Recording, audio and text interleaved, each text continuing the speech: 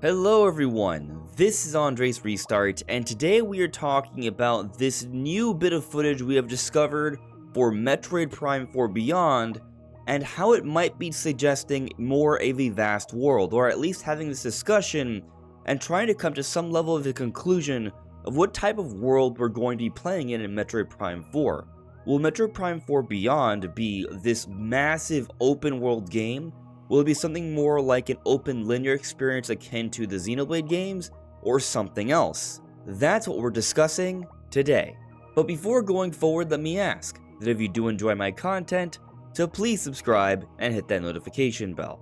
So the new footage is actually coming from Nintendo's own website for Metroid Prime 4 Beyond. It's the Japanese website, and here you can see in the background, there are some things going on. They're showing different panning shots of that lush, beautiful forest area that we saw at the end of the trailer. But as you can see here, we can't make much of it. However, someone has gone ahead and enhanced the footage for us so we can see it a bit more clearly. They've increased the brightness and such, so it's not 100% one-to-one of how the game will look, but it does give us a much better understanding of what this footage is. And so I'm just having it here play over, and let's just take a quick look here. So it's a nice panning shot. Another panning shot. We can see a lot more of the giant bridge in the background. I think that's important. Here's another angle. Looks awesome. Another beautiful angle. I mean, it just looks like a really nice environment. But does this footage tell us more about the game? Does it give us a better understanding of how expansive this game is? I actually do think it helps a little bit. So going back to the trailer, the first area that they show off, I believe, is likely the prologue to the game, if not the first segment, maybe the second segment. And clearly there is an invasion going on from Silex and the Space Pirates. They are trying to find something or do something at this Galactic Federation research facility. But from what we see of all the footage, we can even see literally the mini-map kind of describing what the environment is. It appears to be pretty much like it was with the first 3 Metroid Prime games. However, the beginning areas of the Metroid Prime games aren't as vast as the rest of the game. The beginning area for Metroid Prime 1, the Space Frigate, you can only go in so many directions. Basically one, but there's like 1 or 2 things you can do to the side. The map room and the save room. Beyond that, it's basically just forward progression. And the first 2 areas in Metroid Prime 3 maybe are a little bit more expansive, but overall pretty much very linear. But the maps do open up a fair bit more once you get beyond that point. Now, none of the Metroid Prime games are open world. They are Metroid games. That term Metroidvania, it comes in part from Metroid, and the Metroid Prime games are a 3D iteration of the 2D games that follow that formula. And so if you're unfamiliar with the overall structure of how Metroid works, essentially, you are placed in an alien world, and there may be a few different directions you can go, but typically most of those directions are eventually blocked off by some sort of obstacle that Samus can't progress through until she obtains some sort of power-up or ability that allows her to. And so as you progress in these games, you will find these different obstacles, you will take a mental note of them, and realize you can't progress at that point, so then you try somewhere else. And eventually, you start to unravel this puzzle. You obtain an ability from somewhere you can progress through, or you finally figure out an environmental puzzle that allows you to obtain a power-up, and once you obtain that power-up, you may have that aha moment that makes you realize, oh, that area in the past, I can do something there. So I go there. And so as you progress throughout Metroid games, there are winding paths and different ways you can go, and it's all intertwined, and sometimes the maps can feel somewhat expansive, but they aren't vast open world games where you have these giant fields, and they're also not like a totally linear level-based mission game either. But the Metroid games come from an older time, and Metroid Prime has been dormant since 2007. This is 2024, the game's coming out in 2025. Are there going to be significant evolutions to the Metroid Prime formula, and could that include a more vast world? I do think so. Now, I don't necessarily believe that the game will be open world where you can do anything you want in any kind of order, and you can go in any direction you please with little to no limitation. That I do not expect. That I also do not think is conducive to the core Metroid gameplay.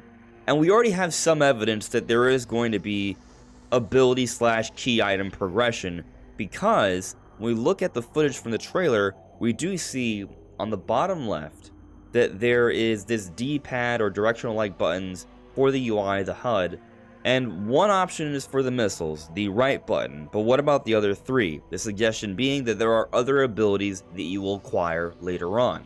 And really looking at the first segment of the trailer, what it's evoking is essentially that this game is following up directly after the style of Metroid Prime 3. It's almost as if Retro Studios didn't take a break for 17 years from the Metroid Prime formula, but rather just continued working on the next Metroid game after Prime 3. You look at Samus's suit, you look at Samus's ship, you look at the way the game moves and the overall setting, what's being expressed here, it feels very much like the beginnings of Metroid Prime 3. And interestingly, Metroid Prime 3 is more linear than Metroid Primes 1 and 2. But ultimately, that structure of finding abilities and using those abilities to progress to other areas you couldn't beforehand, everything we're seeing here is suggesting that that part of Metroid Prime will stay intact. Now, that doesn't mean there can't be vast areas, there can't be multiple paths, perhaps some planned sequence breaking, and at times perhaps it may feel like a vaster, more open game. And actually, what you may find interesting and could perhaps be hinting at the direction for Metroid Prime 4 is that once upon a time, Metroid Prime 3 was planned to be somewhat of an open world game. So let me read you something said from Brian Walker, the senior producer of Metroid Primes 2 and 3. Metroid Prime 3 is planned to involve open world bounty hunting, but Walker has now set the record straight on what exactly that would have entailed. We were not proposing in any way, shape, or form, even in our wildest dreams, that we would have like Metroid Prime Skyrim. We were not talking about 200-hour side quests or anything like that. More precisely, it was the ability for the players to operate out of a hub area and go on different missions that didn't necessarily lead themselves directly to the normal path progression that a Metroid Prime game was known for, as far as traversal, retraversal, and so forth. Samus had the ability to step outside of that and do more things on the side. Many members of Retro Studios' team imagined Samus as a bounty hunter like Boba Fett from Star Wars, but with a sense of honor. As such, this open world idea would have had Samus chasing down baddies across the galaxy, with the rewards being new abilities for both Samus and her ship, rather than currency. However, when Retro pitched the idea to Nintendo, it had a completely different view on Samus as a character. Walker explains that the Japanese translator described Samus as very altruistic and motherly, that Samus saves the galaxy because she deeply cares about humanity. It turns out Nintendo didn't really know what a bounty hunter was, despite describing Samus as that since the first game in 1986. Instead, they saw her as a space adventurer with a heart of gold, which didn't fit with the open world bounty hunting concept. Further, the Retro team wasn't equipped for such a huge undertaking. Walker said the team was hardwired and staffed to make the finely crafted and balanced experience of the first two Metroid Prime games. An open world game is outside of the very tightly scripted and very carefully crafted experience of discovery and isolation that really are the fundamentals of the Metroid experience, not only in Prime, but the 2D games as well. So from reading this through, from one perspective, there was already a thinking to expand Metroid. Not necessarily create a Metroid Skyrim, or by today's standards, a Metroid Breath of the Wild, but they were thinking about expanding things and giving you more options in terms of what you can do as opposed to one linear direction for the game. But ultimately, due to communication issues with Nintendo at the time, and also the team not being up to the task, they didn't go in this direction. Now, they also speak on the fundamentals of the Metroid experience, and this direction might have taken away somewhat from that, so you could argue that while it was considered, it's not a direction ultimately they would go in the future. But I think when we take a look at Metroid Prime 4 Beyond, and how it does seem like it's kind of an evolution of Metroid Prime 3, I think it does bring back into question this thinking, this idea of maybe going back to an open world bounty hunting concept. And these days, communication between Nintendo and their other studios and partners is far stronger than before. So I do think there's a better opportunity for things to work out now, especially because ambition and scope of games has greatly expanded over the last 17 years, and Retro Studios has been continually hiring AAA talent, It's very clear that Nintendo is pushing this game. This is a high-budget game. They use it to be the closer of the Nintendo Direct, in a Direct that had other major announcements like a new Zelda game and Mario & Luigi, the holiday release for this year. So my point is that I do think the team at Retro Studios this time around is up to the task, and there's certainly resources being put into this game, so if they have a vision to expand and evolve the Metroid Prime 4 gameplay, I think they will. Of course, I think it's also important to maintain the fundamentals of the Metroid experience, so they're going to have to focus on finding that balance. But is there anything from this new footage in the trailer that suggests a little bit of this as something more like an open-world bounty hunting experience? I think the jury is still out here. Something that I'm kind of looking at that I find very interesting is that Samus is coming out of a portal in this forest area. How does she get there? What leads to her going through this portal? My assumption is that this Lust Forest area is a relatively early on point in the game.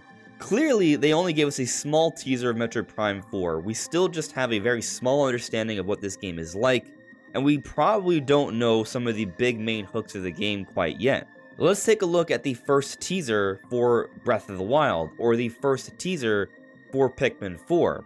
Those first few bits of footage didn't really tell us the big new hooks or evolutions for those particular games, outside of them looking like vaster, more modern generation experiences for those respective franchises. So I do believe Nintendo's still holding back a lot on Metroid Prime 4. It's pretty obvious given how much they've shown. And so we don't quite know what they're gonna do, but I do somewhat speculate that this artifact that they are taking away inside the trailer, inside the Federation facility, and also the logo may be related, and the title does suggest Beyond. What does that mean? It's hard to say, but Beyond literally means more than what is before you. And that evokes something vast, something extra, something in depth perhaps. And so I'm kind of thinking that this first area where the battle's going on, these sequence of events will lead to Samus finding some sort of portal that will have her come through this giant forest area, which will be a completely different environment and world, probably a very far distance away, but she got there via the portal. And taking a closer look at the background for this forest area with the giant tree and the bridge and some sort of small structure there, it almost reminds me a little bit of the temple from Metroid Prime 2, which did function somewhat as a centralized area for the game. It was a point of interest that you would be coming back to. So I would not be surprised if there's something to that here as well. And I also wouldn't be surprised if there are other portals that lead to other areas that are very different from this forest area or even the research facility. But let me read you a few quotes from Kensuke Tanabe, the producer of the Metroid Prime series from back in 2015 with Eurogamer. Instead of broadening it to more planets, I would have one and would focus on the timeline, and being able to change that. That's one interesting idea I have in mind, but I understand many people thought that Metroid Prime 2 Echoes was too difficult. So I find this point right here to be very interesting, because from one perspective you could argue that what I'm getting at here is different from what Tanabe is suggesting, because he's talking about focusing on one planet, and I was just talking about a portal taking us to different places. But he also speaks on timeline manipulation. How will that work out? Well, he does mention Metroid Prime 2 Echoes being too difficult, and there was a light and dark world, which are essentially alternate versions of the same world with differences, and that might not be too different from going back to the past or the future, which theoretically you could get to through portals. So this lush forest area we see, in theory, could be a land and civilization that is full of surviving living Chozo. Perhaps Samus needs to go back to the past to find something there to help her in the present. But Tanabe also talks about focusing on one planet as opposed to multiple, which I do think hurt Prime 3 a little bit. I appreciate having a more vast world where there's more depth and things to do within it. But through this portal system, they could introduce a variety of worlds or points in time that are interconnected in that way and feel like one large map. But there's something else that Tanabe said during this interview. The stories of Dark Samus and Phazon are done now. We see Sylux, another hunter for Metroid Prime Hunters at the end of Metroid Prime 3. Personally, I'd like to create a story centered around Sylux and Samus. We've done a story based on the Hunters, and with Federation Force we're doing a story on the Galactic Federation. I would like to cross the two over in the future, and of course, see more of Samus. So this interview from 2015 has aged really well, because we now know Sylux is playing a significant role in Metroid Prime 4, along with the Galactic Federation. So this part of the interview aged well, perhaps also this first part did too. But with this all in mind, let's take a look at the new footage again. There are some interesting things I notice here. From this shot here, we can see the canopies. There's clearly a lot designed in the background, and there's varying levels of elevation here. Can we go there? That remains to be seen. It could just be a cool looking background. However, what we do see from this footage is that there is no apparent Metroid doors. So this may be more of a continuous environment with minimal loading, and that can help with the expression of a vaster, larger environment. Now, looking at the different perspectives we see from this footage, I almost want to say that I see another path that may be veering off to the side where we're seeing a lot of the waterfalls trickling down to. It's hard to say. On one hand, you could just argue that that's just a cliffside, and once you see that cliffside, you can't go down it.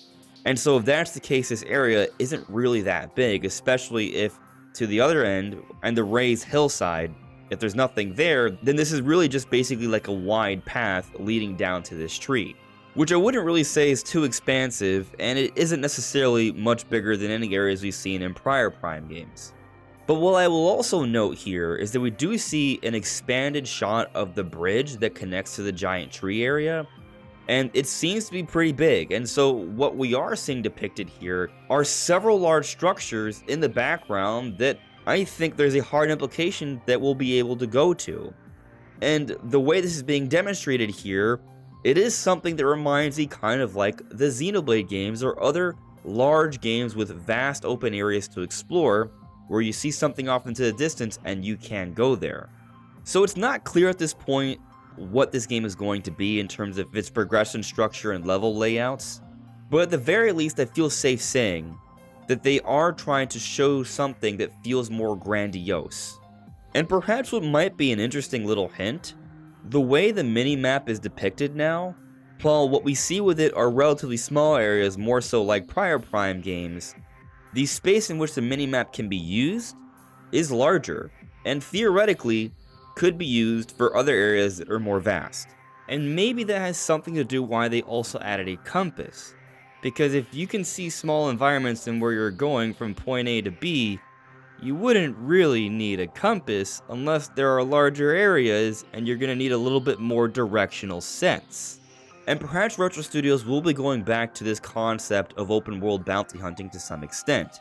Not in the sense that they'll be making Metroid Prime like Breath of the Wild or Skyrim, but expanding our options in terms of exploration and progression, and just adding overall depth to the experience while still maintaining the core fundamentals of Metroid.